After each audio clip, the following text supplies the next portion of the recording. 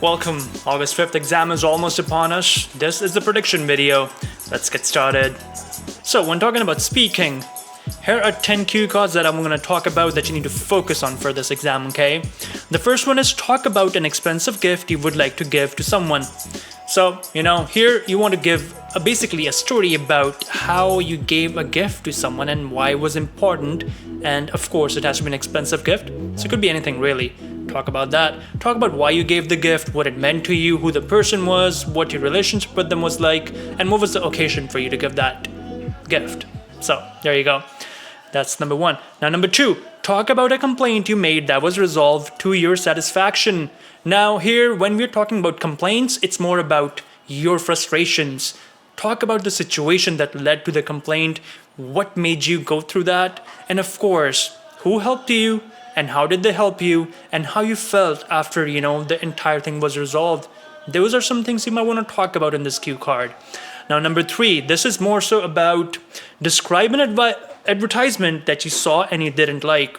Personally, I'm not a big fan of liquor advertisements, so that's just on my principles. For you, it could be anything. Could be about an advertisement maybe that was aimed at children. Maybe you didn't like that, or it could be maybe some sort of food advertisement that you might not have liked. So talk about what the advertisement was, why you didn't like it, and why is it personal to you? Why does it matter? Talk about the impact of that. Okay. Now, number four, describe your idea of a perfect house. This one is, has been asked a couple of times. So focus on this one. And with this, describing the house, basically start with the external bit of the house. What does the house look like from outside? And then basically take the view of the listener, the examiner, through a story. So you enter the living room and then describe that. Talk about, what the living room is like. And then maybe you can talk about the open concept of, what the kitchen looks like, what's in the kitchen, and why it should be why it's perfect. From kitchen, you go into your bedroom one. Talk about the big master bedroom. Could be a suite, right? Could be like a walk-in wardrobe, bunch of stuff. From there on, talk about, bedroom two. And then maybe talk about the bathroom as well and the backyard. Talk about that. So there you go. I basically took you through a story of how you can describe a house. Do that in your own answer. Now, number five, describe a crowded place you have visited. This one, again, it could be very well easily be a story. Talk about where, where you went, why you went there, with whom you went, and why was it so crowded, and what did it make you feel like? And after that, what did you do? Did you stay there? Did you leave? Maybe some sort of other mystery. I don't know. Talk about that, right? So that's how your answer could be there. Now, number six, talk about a city you would like to go to for a short period of time. This one is about, a city where you might want to visit. Personally, I would like to visit Japan, Tokyo. That's kind of would be nice to go. For you, it could be maybe Hong Kong, or it could be, Luxembourg. Could be London, England. Could be anything really. Talk about the city. Talk about what's so great about it. Do some research and keep the one handy, right? They've been asking this cue card a couple of times so far. So now, number seven, describe a piece of good news that you heard from others. Now, this could be anything. Could be like you getting, winning the lottery. That's great news. Maybe you won the lottery, so talk about that.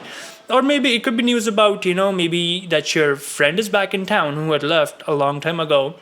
Or it could be good news about maybe the person you like, they like you back. So it could be anything. So, make that up. Talk about a story there. Now, number eight, talk about a time when you received some incorrect information. Here, it's again focusing on the frustrations, focusing on why you got the wrong news and what did it do to you. Talk about those things, right? It'll help you kind of explain the layout of the story. Number nine, talk about an expensive gift you would like to give to someone. I guess we covered this earlier, so my bad. Number 10, describe your first day at school. This cue card has been asked multiple times. Focus on it. Now, the tricky part is it's not about your first day at school. It could be first day at high school, first day at college, first day at language school. Could be first day at any schools, really. It doesn't have to be your kindergarten days. So if you don't remember that, don't worry about it. Talk about any other school, right? Those are 10 cue cards you want to focus on speaking. Now, let's look at writing task 2. So, first thing first. The first question is, some people say that schools should invest in the best equipment for students. while others say that funds should be used towards hiring great teachers. Discuss both views, give your opinion, give your reasons, and include relevant examples from your knowledge. So a total of 4 things that you have to do. When you're writing this essay, make sure you hit all those 4 points, okay? Use a variety of vocabulary. Make sure, you don't use the same words over and over again. Now, question number 2. Some cities allow their residents to transform public parks and open space to small farms to grow fruit and vegetables. Do the advantages of this approach outweigh its disadvantages? Give reasons, including relevant examples from your own knowledge or experience. Again, a total of 4 things to talk about here. So you want to talk about disadvantages, you want to talk about advantages, right? And once you have those, you want to do basically an analysis of these 2. And then you want to decide, do disadvantages make sense or advantages make sense? So, end the essay with, your analysis there.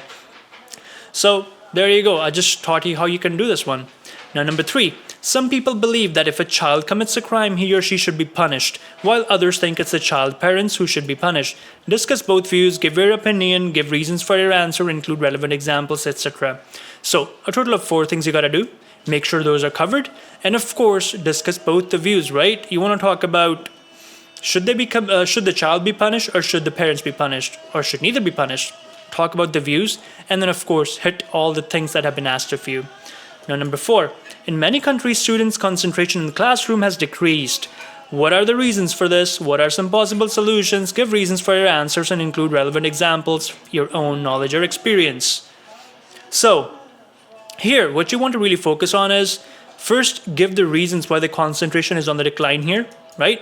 Then you also want to talk about some possible solutions. And after that, you also have to give reasons for your answer to include any relevant examples, right? So do that as well.